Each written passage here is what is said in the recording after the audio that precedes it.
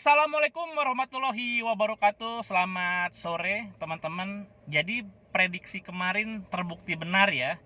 Di prediksi video yang lalu, kalau Persib main seperti itu saja, paling sial kita draw. Jadi kalau kalah kayaknya nggak akan gitu ya. Karena PSIS pun grafik permainan sebelum lawan Persib kemarin ya nggak terlalu bagus juga gitu. Jadi menang bisa, tapi paling sial draw. Dan kejadian draw kemarin ya. Dan Bruno kayaknya jadi bulan-bulanan ya. Saya lihat penampilan Bruno betul-betul tidak memuaskan. Dan Bobotoh tahu benar siapa yang harus disalahin ya.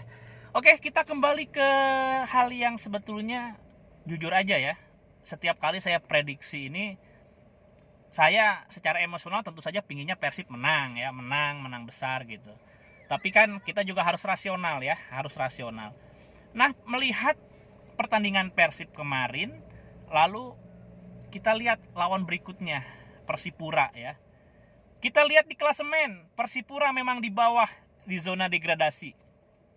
Ketiga dari bawah ya. Ketiga dari bawah saya lihat. Dan sebetulnya Persipura ini walaupun di bawah ya, tetap itu tim bagus sebetulnya. Tim bagus. Kalau kita lihat beberapa pertandingan di mana mereka kalah tipis, lalu kalah di menit-menit akhir, lawan dapat penalti dan lain sebagainya. Kita sebetulnya melihat permainan Persipura ini cukup menggigit ya, cukup menggigit.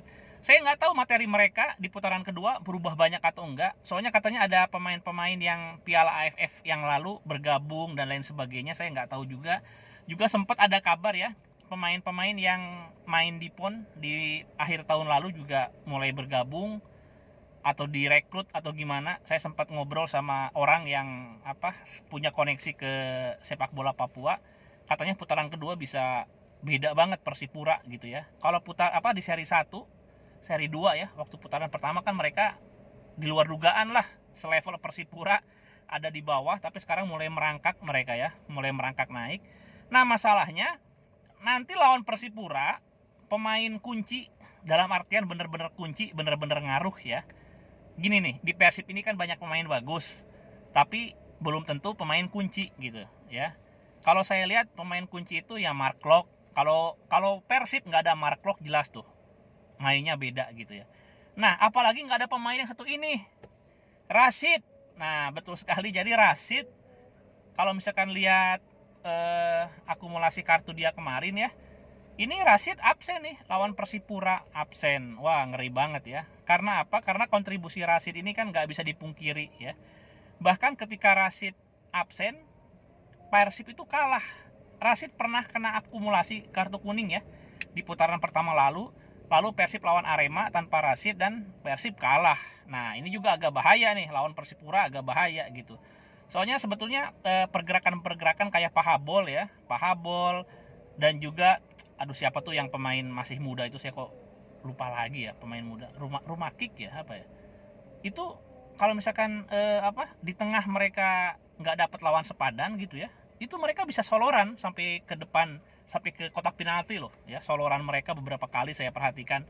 Nah, jadi intinya kalau misalkan kita kehilangan Rashid, itu problem besar tuh, masalah besar. Jadi betul-betul kejelian pelatih nanti ya, Coach Rene Albert harap diperhatikan. Apalagi pertandingan ini sebetulnya nggak menguntungkan secara jadwal ya.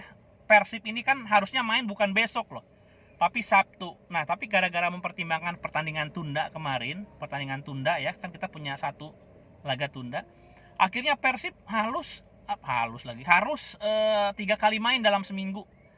Wah, 3 kali main dalam seminggu gitu. Ini tentunya masalah fisik nih. Kemarin banyak yang nyalahin pelatih fisik Persib ya.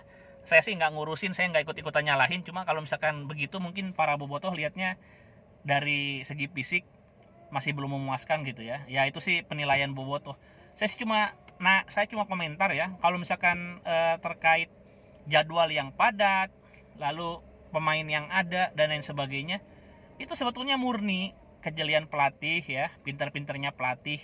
Dan kalau buat Persib sih, dengan kualitas lapis 2 ya, kualitas pemain cadangan nggak terlalu jomplang dengan kualitas pemain inti gitu ya, harusnya nggak kesulitan gitu. Tapi kita lihat ya, prediksi saya draw draw lagi ya. Tapi kalau misalkan Persib lengah, nggak fokus, blunder, bisa lebih bahaya daripada draw. Ya ngerti ya, jadi begitu. Agak sulit menang kalau main masih kayak kemarin gitu ya. Oke gitu aja teman-teman. Assalamualaikum warahmatullahi wabarakatuh.